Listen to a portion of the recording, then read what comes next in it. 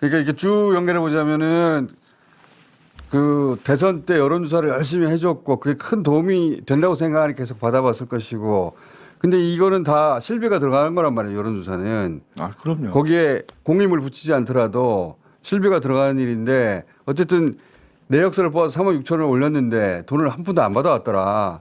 근데 갑자기 그 보궐의 공천을 받아왔더라. 아, 이게 대가구나라고 실무자는 이해했다라는 것이고 그렇게 해서 당선된 사람이 세비를 반띵을 해가지고 명태훈 씨가 가져가더라.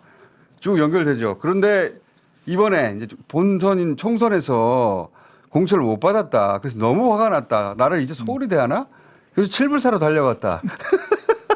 그래서 평소에 알고 있을 때는 이준석 대표를 불렀다. 그래서 1번 줄래 했는데 3번 줄 어때요? 하는데 김종인 위원장이 막았다. 그래서 그건 못했는데 그때 폭로하려고 하는 게 있었다.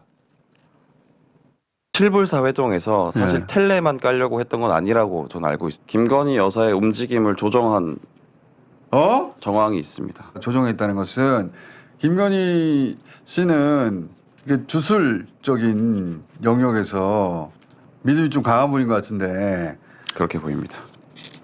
있었다. 예. 그리고 그 안에는 주술과 관련된 것도 있고 이렇게 이어지는 스토리인 것 같은데 지금 보니까 그렇게 보이는데요. 그러면 사실은 대단히 자연스럽죠. 그거는 중간중간에 어떤 그 논리적인 비약이나 끊김이 없잖아요. 그렇죠. 그건 아주 자연스럽죠. 보통 수사를 할 때 스토리를 대충 만들어 보잖아요. 근데 중간중간에 끊어져. 이거는 말이 안 되는데 이게 튀는 게 없잖아요. 지금. 그러면 그건 아닌 거죠. 일단은 네. 그 가능성은 배제하고 다른 가능성을 찾는데 수사를 해보신 분으로서 자연스러운가요? 이 가설이? 일단 흐름이 아주 자연스러워요. 일단은 그게 더 끔찍해요. 자연스럽다는 게. 회계 책임자 강 씨가 직접 등장했습니다. 근데 무슨 주장을 했냐면 여론조사하고 공천 받아왔다 대가로 이 얘기를 했거든요. 이거 한번 직접 들어보시고 굉장히 충격적인 내용인데. 대선 조사를 할 때 2월 28일부터 3월 8일까지 면밀 조사를 해서 네. 조사가 진행이 됩니다. 3,000개 샘플에서 5,000개 샘플로 이제 조사를 해서 매일매일 이제 윤석열 대통령 쪽에 보고를 한다라고 대균 대표가 저한테 전화를 하고 보고를 해야 되니 빨리빨리 보고서를 해서 작성해서 올려라. 그리고 돈을 챙겨줄라 하니 뭐 열심히 해서 나중에 휴가라도 가라 했고 사무실 오셨을 때 정산 내역서를 뽑아놔라. 돈 받아올게 해서 3월 거의 한 20일경에 내역서를 만든 거를 가지고 서울로 올라가셨어요. 네. 돈을 받아올게 하고. 명태균 씨가. 네. 자, 그 내역서의 금액이 얼마였습니까? 3억 6천 정도 됩니다. 3억 6천 정도 되는 여론조사 했는데 비공개 여론조사 3천 샘플을 26회 정도 조사를 한 걸로 제 취재에서는 네. 나왔고요. 직접 만나러 간 거죠? 윤석열 대통령과 김건희 부부를. 네, 만나러 간다 해서 서울로 명태균 간다 해서 네, 그 서류에 봉투를 넣어서 이제 드렸거든요. 돈을 받아왔습니까? 못 받아왔습니까? 못 받아왔습니다. 연락도 없었고 갑자기 이제 의창구에 보궐선거가 생기니 의창구로 가야 된다. 부랴부랴 선거 준비도 안 돼 있는 상태에서 의창구로 저희가 투입이 돼서 선거 진행을 했고 선거를 치렀습니다. 자, 후보가 누군지도 모르고 그 당시에는. 그렇죠. 제가 결론적으로 봤을 때는 일단은 그 여론조사 비용 네. 대가가 김영선의 공천인 거예요. 저 굉장히 충격적인 주장인데. 정말로 심각한 얘기죠. 저거는 진짜 심각한 저거, 얘기죠. 네. 저게 만약에 사실이라면. 사실이라면 대통령 후보가 민간업자 여론조사를 26회를 공짜로 받고 네. 대금을 지불해야 되는데 대금을 지불하지 않고 대가를 뭔가 주긴 줘야 하니 그게 공천이 되었다라고 회계 책임자가 이해한 거 아닙니까? 네. 그런 식으로. 네. 이게 만약에 사실이면 어떻게 저축이 됩니까? 일단 그 불법 정치 자금을 사실상 받은 게 되잖아요. 그렇죠. 자기가 지불하거나 뭐 그 캠프에 그 선거 자금에서 나가야 될 거를 근데 엉뚱한 MBC가 사람이 그 돈이 지출되지 않았다는 걸 확인했단 말이에요. 그렇죠. MBC에서. 예. 그러니까 그거를 알고 있었다. 더군다나 후보가.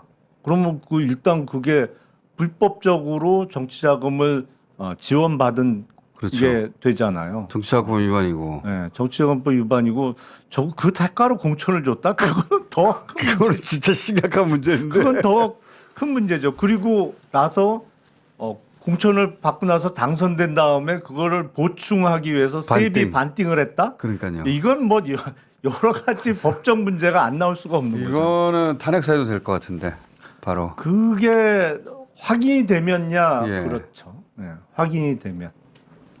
그런데 이게 강혜정 씨의 말이 맞다는 전제하로 보면 우리가 방금 얘기 나눴듯이 예. 쭉 자연스럽게 연결이 돼요. 그렇죠.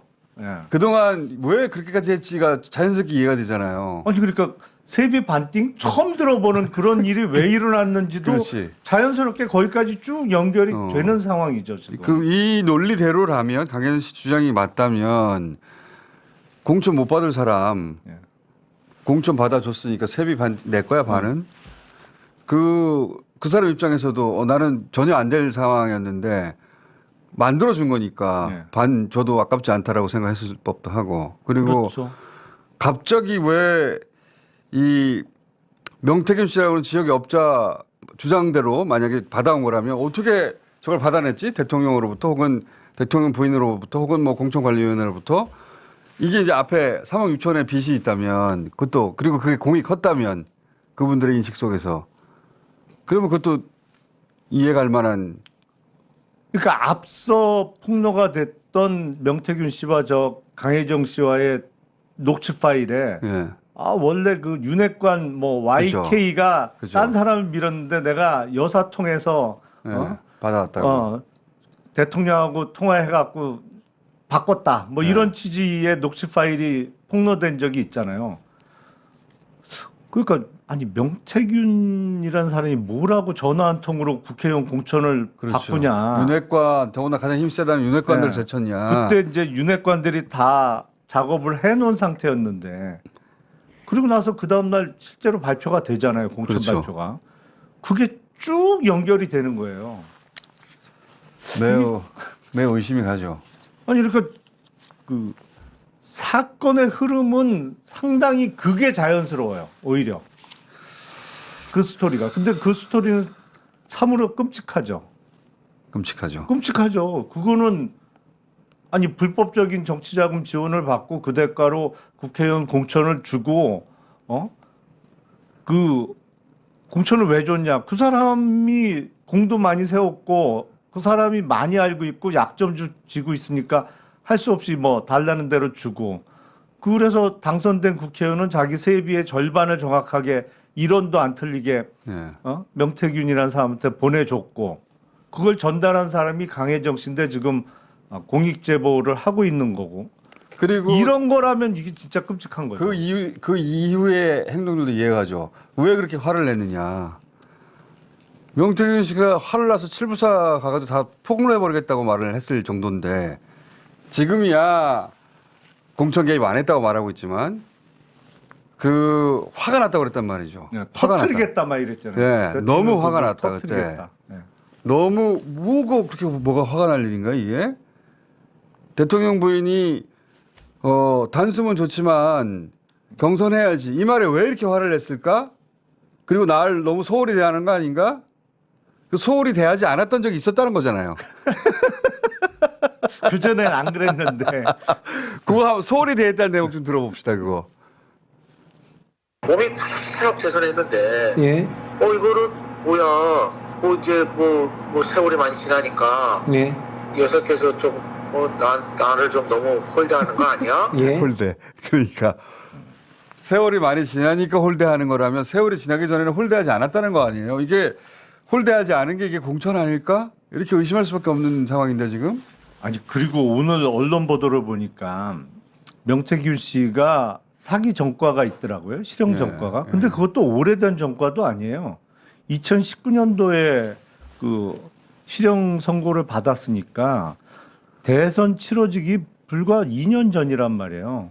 그게 이제 복역하고 나왔다고 하면 나온 시점은 대선 치러지는 시기로부터 2년도 안 됐을 시점인데 그런 사람이 물론 뭐 전과가 있다고 그거 하나로 그 사람을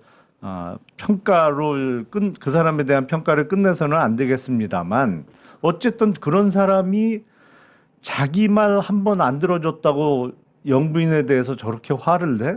그러니까요. 그러려면 그 정상 앞에 아니죠. 예. 그 앞에 잘 지낸 적이 있었던 거예요. 아이, 그럼요. 그렇게 추정해야 맞는 거죠. 네.